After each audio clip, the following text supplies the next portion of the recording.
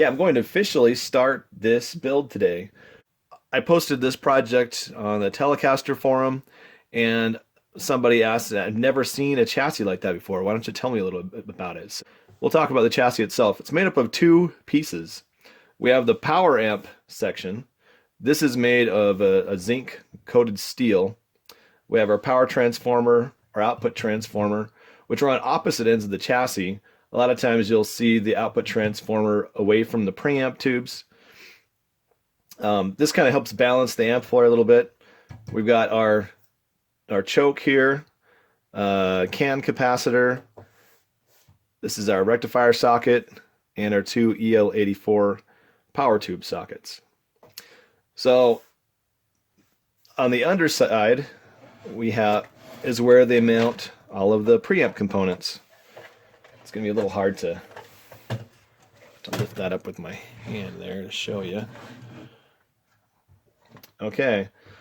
And normally these are mounted in kind of a point-to-point style on little guys like this. Now, I need a little bit more mounting points than just 2 per socket with my pentode triode wiring. So I'm going to kind of break the norm and put, I think, an 8-position terminal strip on there. So I need to make some holes for that. Let's see, what else we got here? Oh, so you'll have usually your screen resistors, obviously your power supply wiring. This can doesn't really fit very well in here, and so I might drill that out a little more so that mounts a little bit better. Another thing I need to do at the bottom is there wasn't a lot of options for fusing with this amplifier, and I think I'm going to take this, put a high temperature fuse, B+ fuse, on the center tap and drop it right there. Okay. As far as power coming into the chassis, that's been something that traditionally was just wired right in. I want to go to one of these EIC, I think it's EIC, or is it IEC? Yeah, I want to have one of these sockets, but I can't really put it anywhere in the chassis, so I'm going to mount it to the slider board. Also, we got our AC mains fuse. That will, if I can accomplish putting in the pentode triode switch, this will probably also mount to the slider board so that I can change the fuse without having to go inside the amplifier. Now, the other portion of the chassis, of course, is the preamp portion. This is the part that has the top panel. We have our inputs, our controls, power switch. Let's rotate this a little bit so you can see. Inside we have the tag boards with all the preamp components. Because I'm not including the tremolo section, this is going to simplify my build, so I'll have this space here available to mount components. And then the preamp tubes are mounted here in between these two tag strips. In the vintage Vox AC15 and AC30, I think they had capacitors kind of dangling between here and here. It didn't seem like the best way to wire it to me, and fortunately I won't have to do that on this build. I can avoid that situation. So some of the things I need to do here is first need to find a place to mount this. This is what they used in Europe. It's a Euro style, I guess, terminal strip. And that would normally go here so that you could connect the output transformer leads to the speaker and connect it to either the 8 ohm or the 16 ohm tap. Because my transformer's reused, that's a little bit short. I might have to make it a little bit lower, or maybe on its side. So this isn't going to be in the vintage place, but that'll be okay, or else I'll just solder onto that wire and make it a little bit longer. So that's one thing I need to do. Another thing is we noticed the can cap that we had on the power supply chassis. There are 3 additional capacitors that need to go on this side of the chassis. Now, traditionally, those have been mounted in this area. But what we have in this area is we have our AC wiring coming in and our power switch coming in. I've noticed on other builds that I've made that having your DC power supply and your AC power supply close together can cause some issues. And so what I'm going to do, based on I have some room here, is I'm going to mount them over here where they're closer to the DC power supply and further, and they don't get as close to the preamp wiring. They're kind of in their own little place down here. And hopefully that will make it a little bit quieter. Another thing I want to talk about was this hole up here. Now, traditionally on a Vox chassis, there was a voltage selector, and it had kind of a little shorting plug where you would pull it, rotate it to the primary mains voltage that you were intending to use it for. You would insert it, and then that made it an international amplifier. You could use it in several different countries. That's not something that I'm going to need, and so the gentleman that sold me this chassis conveniently made a half-inch hole here so that I could mount the fuse there. But I wanted to put a pentode triode switch on this, and I wasn't sure where to put it, so this is going to be where I'm going to mount that. Now, this is a 3/8 inch bushing, and so I had to get a fiber washer that would fit, that would kind of fill in the gap. That'll take that half-inch and put it down to a 3/8 so that I don't lose my wiggle room. Now, this is a high voltage switch. It cost me a lot of money, and hopefully it's got 4 poles on it and 2 terminals, so this will hopefully be able to switch all the things that I need to and get that pentode triode switch working so I can get this thing down to 6 watts. A lot of times a pentode triode switch is called a half power switch. It's actually more like a 40% power switch. You just lose the efficiency of that screen grid on your power tube and turn it into a triode, and you get 40% output, and which would be a really nice feature to have. Let's see, anything else I need to talk about?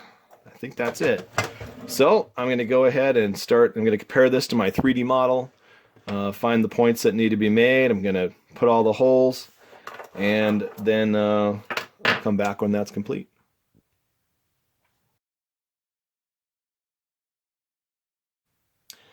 Just a little thing I forgot to mention. I mentioned the slider board. Here is the slider board, which is just a piece of wood. Not very exciting. Traditionally, your Vox chassis would mount onto this slider board. I probably got it backwards, but this is just for demonstration purposes. So, and the cabinet would have a cutout in it, or I should say some little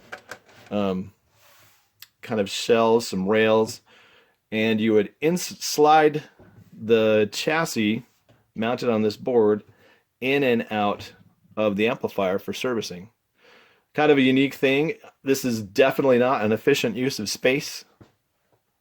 Fender amplifiers are pretty tight inside there. The Marshall amplifiers are pretty good. Vox amplifiers, the original AC15, AC30 circuits were really complex, especially using this build method. There was wires all over the place.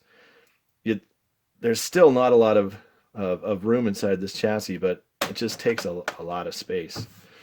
But I think it's kind of a cool design, and I've always wanted to build an amplifier in this style. And so, getting started today. Here I'm removing the screws that bolt this together. It's just 2 screws on the back of this power supply section. This, of course, being the preamp section. All I have to do is remove those screws,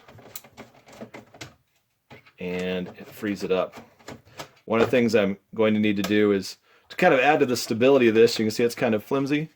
What Vox has done traditionally is provided a transformer with these little ears on it, and then there were holes in the corresponding preamp chassis where that would get bolted together and held together pretty well. Because I have these tags, I'm going to do that with this power transformer, or the output transformer. The power transformer, there's not an easy way to do that, and so I'm going to skip it there. But at least I'll have this side's going to be a little tighter than it. Help with the stability a little bit. And there we go. We got a separated preamp chassis and power amp chassis. So now I can start to make the modifications to remove the components and make the modifications necessary to complete this. Now that I've got the preamp section out, you can see the feed-throughs where you can take the DC power from here, bring it into the preamp chassis. Your heater wiring and your AC power can come through here, and your output transformer connections are able to make it back and forth thanks to those feed-through lines. Okay, I've got my transformers out. I talked a little bit earlier about some 3D modeling that I've been doing. And one of the great things about 3D modeling, I know not everybody has access to that sort of thing, but if you can get software and get trained on it, it really helps out with your amplifier building. Here is an example of when I got this chassis, I modeled it up in my 3D CAD. And one of the things that I've been struggling with was trying to figure out how to get components between this tag board and my power tube sockets.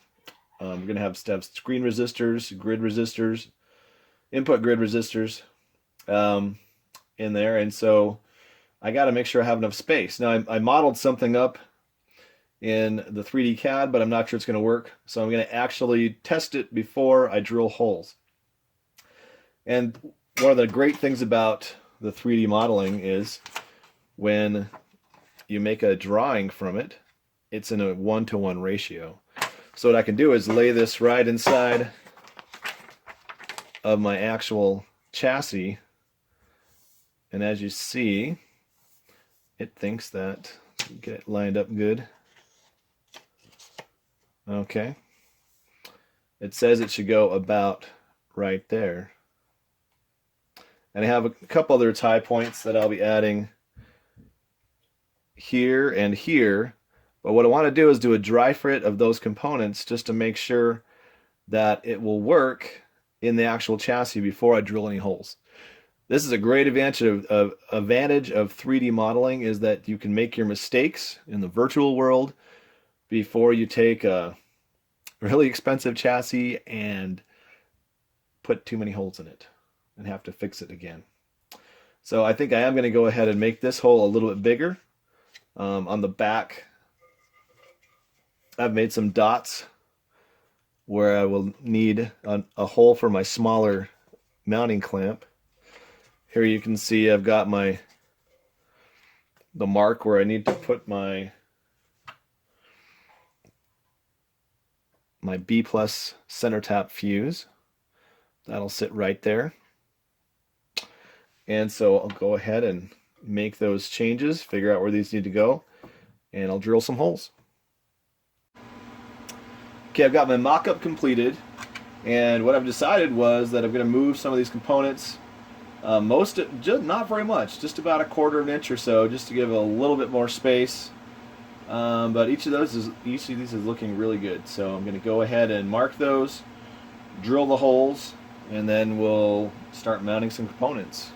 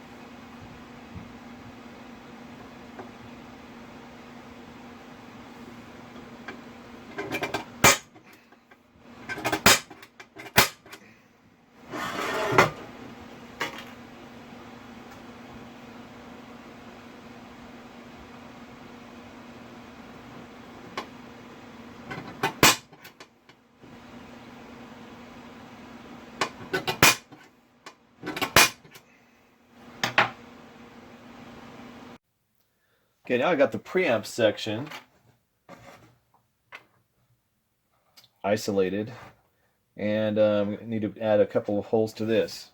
One is the holes to mount the Euro-style terminal strip, and the other is for mounting these capacitor clamps and capacitors.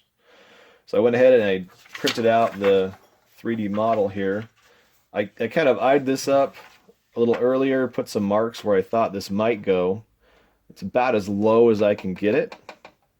But I also noticed that those marks line up very similarly with where I had this positioned on my 3D model. So I think that's going to work out really nice. So now the question is, are these can clamps going to work the way I think they are?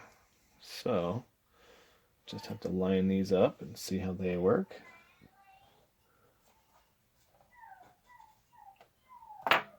And I will position those where they need to go, and then we'll drill these holes, mount the components, and move on to the next step. Okay, I've kind of done my dry fitting on the preamp chassis. I decided that I liked the position of this capacitor.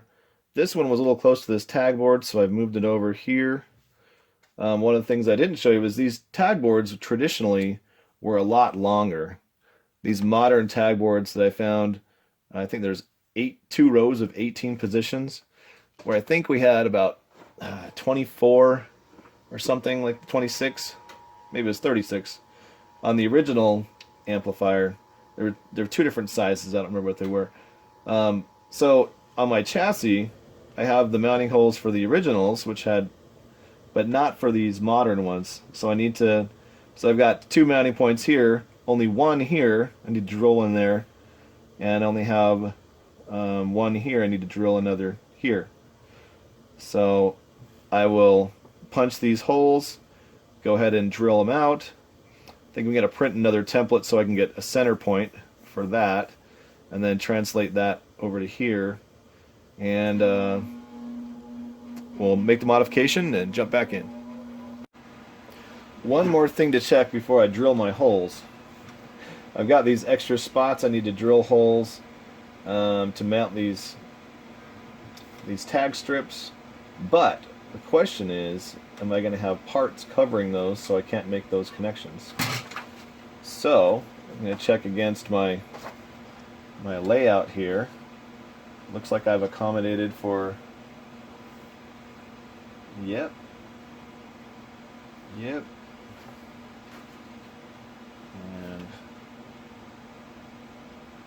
okay, it looks like I am good to go. So I'm going to go ahead and make those changes, add those holes, and carry on. As I was putting this front panel together, I wanted to show you a little trick that I found pretty helpful. Some tools that you want to put in your toolbox when you're building amplifiers. I've got here a 1/4-inch screwdriver, well, a 1/4-inch socket interface screwdriver.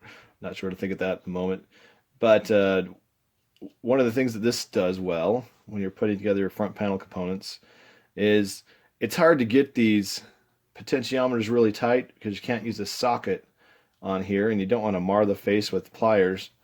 So what I found works really well is to just get some deep set screwdrivers.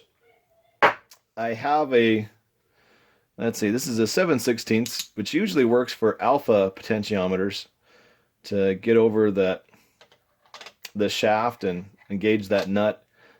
I've got CTS potentiometers on this build, and it's not working. So I'm going to have to step it up to, I believe this is a 1/2 inch. There we go. And then you can put some tension on the back, make sure that potentiometer is exactly where you want it. And then all you got to do is tighten it up, and you'll get it nice and tight. What also works well is switches are also pretty hard to get going. Here I have a 9/16, and it works really good for these power switches. What you'll have to do is kind of put the switch in a half on, half off position, and then you want to put your socket on there and tighten it up. So I'll go ahead and put these together, put the other preamp components on it, and I'll show you when I have the chassis assembled and almost ready to start wiring. Okay, here we are a few hours later, and my chassis is complete. This is the first time that all the hardware has been in the chassis at once. So this is a pretty exciting moment. It means I can officially begin wiring. You can see here I've got the mounting nuts for the back of the output transformer. I got the tag strip mounted. My capacitors are mounted here. As I mentioned, normally these would be over here, but that's a little bit too close to the AC wiring that I would like to be. And since I don't have this part of the tag board, that's some space that I can utilize. Got my tag boards in. All the potentiometers mounted. I'm going to flip this around a little bit. Someone was asking me how this is constructed, and here you can see where the upper portion of the chassis meets the lower portion to create this L shape. And here we have the power section with the power transformer, the power tubes, rectifier tube, main capacitor, choke, output transformer. You notice I only have 3 preamp tubes mounted. 2 of these are not needed in this design. Those would normally be used for tremolo or vibrato. And so there it is. Now I gotta try to figure out what to wire first. Anyway, if you're following this, thanks for checking it out. I'm really excited that I was able to get this done a little bit ahead of schedule, and with any luck I might have this thing running after Thanksgiving.